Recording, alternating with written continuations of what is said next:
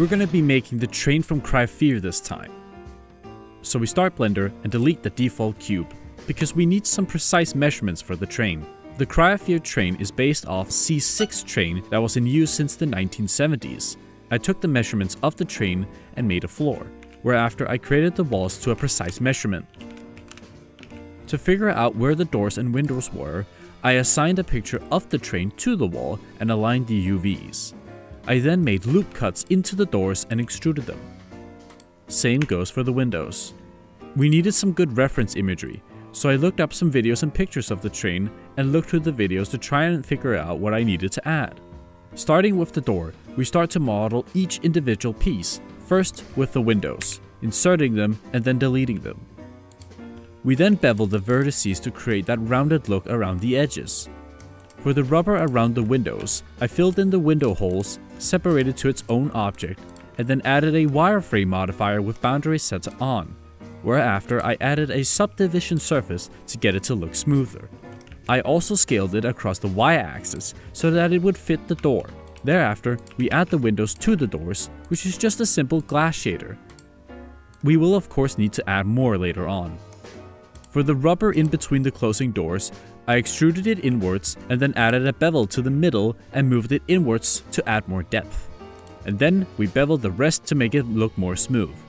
Then I gave it a simple black color and low roughness, and that would suffice for a decent rubber texture. I also did the same thing to the window frames.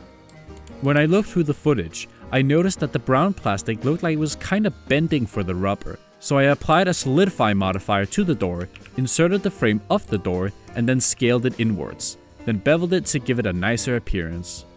For the metal part of the lower parts of the door, I knew a simple shader wasn't enough and needed something better. However, even a good PBR texture wouldn't give me the chaos of the real-life door, so I opted to use a picture of some metal instead. I also extruded out to add some more depth, and then beveled it. I found another metal texture I had and used a normal map from that to use instead. This helped add some realism to it. Then I did the same thing with the roughness, which added even more realism to it. I then wanted to add some more bendiness around the screws of the metal, so I made the texture purely reflective and then beveled the vertices around the screw to get some warping. This proved quite nice.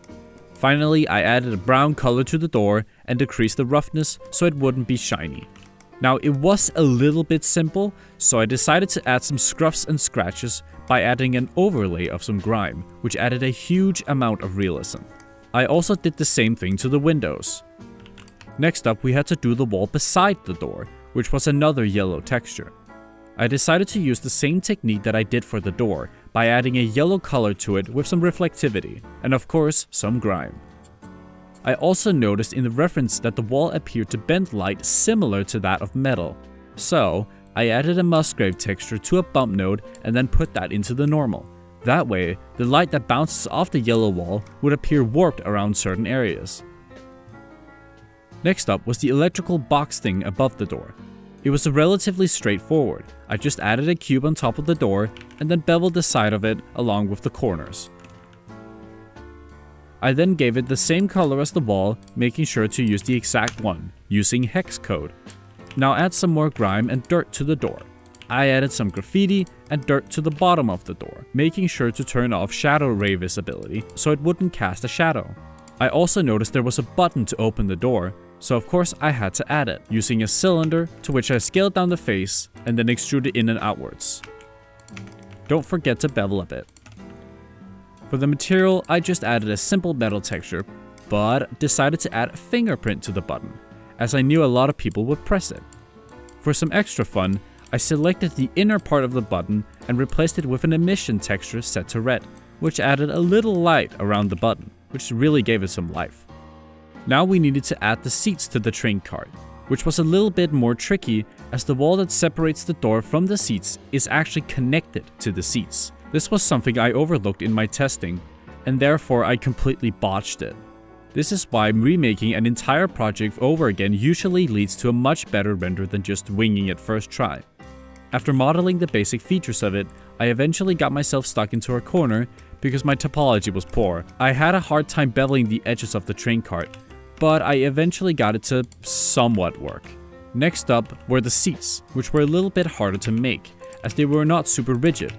I opted to use a square ring with a subdivision surface modifier and then nudged it into shape. Then I separated the two parts together, both plastic and fabric.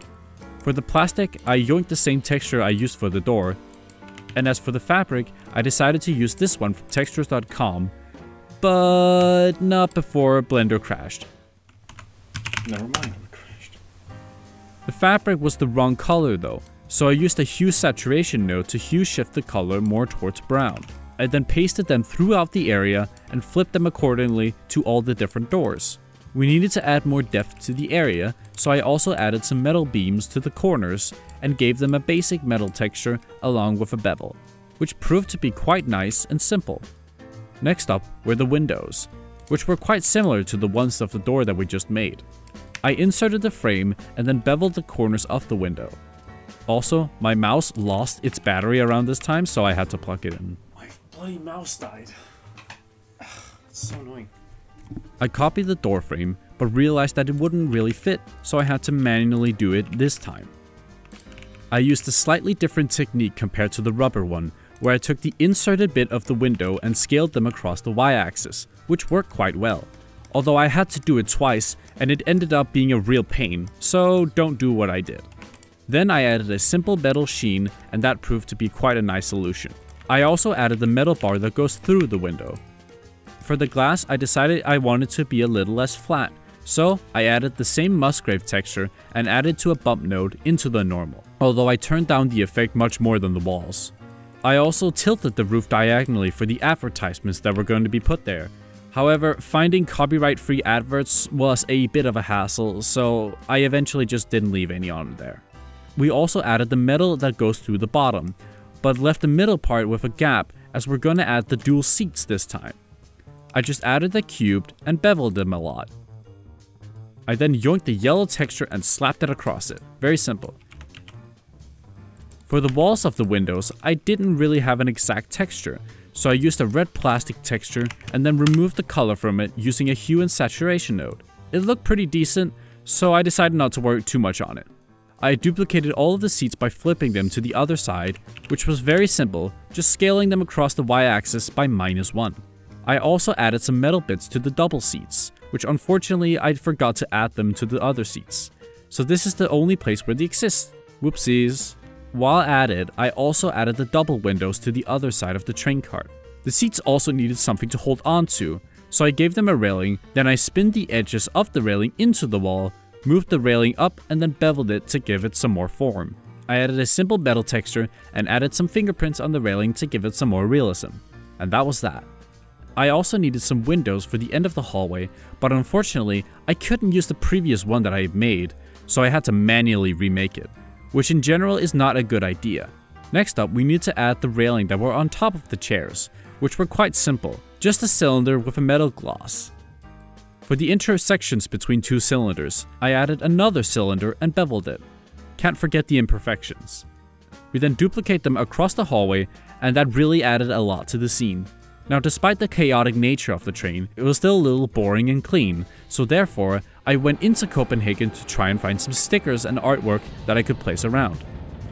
I also got some pictures of the train's own stickers and notes. I took all of the pictures and removed the background from them. Then I added them all together in a Photoshop file and exported them as a 4K PNG file. Then I added it into Blender and cut and separated each individual sticker from each other. I also wanted to add some cuts and destruction into the stickers, so I watched a lazy tutorial from Ian Hubert to figure out how to make rip stickers, and eventually I got it to work. Then we plastered them throughout, but focusing on placing them closer to the camera, as that's where we get to see the most of them. Next up, roofing, which on this train is relatively simple. We take a plane and then match it exactly to the same as the floor. We can see in the reference imagery that the roof is a little sloped, so I added some loop cuts to the plane and then moved them upwards. I also noticed some points of shadow on the roof in a square-like pattern, so therefore I added some more loop cuts and inserted each bit of the roof and then extruded it upwards. Don't forget to bevel. We then added sort of metal texture to it. I didn't know exactly what it was, but it fitted quite well.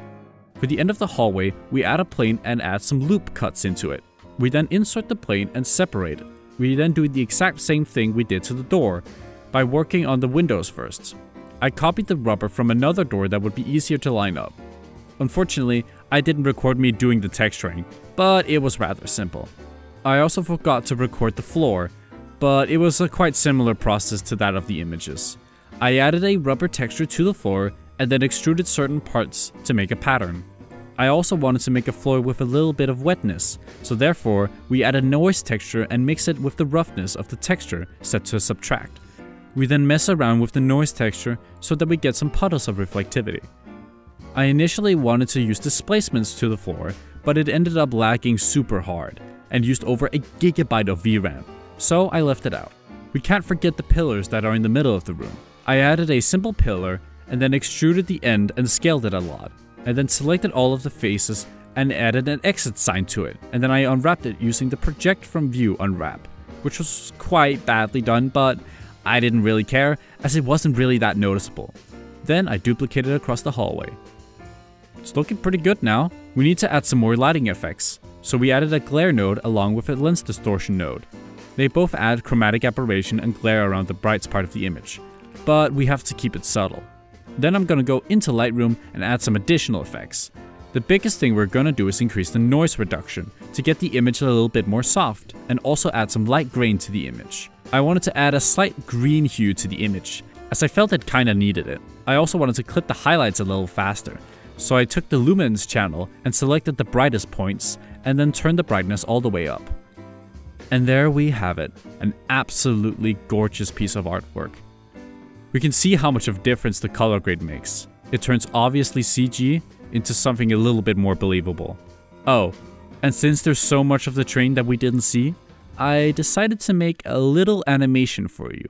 I hope you enjoy.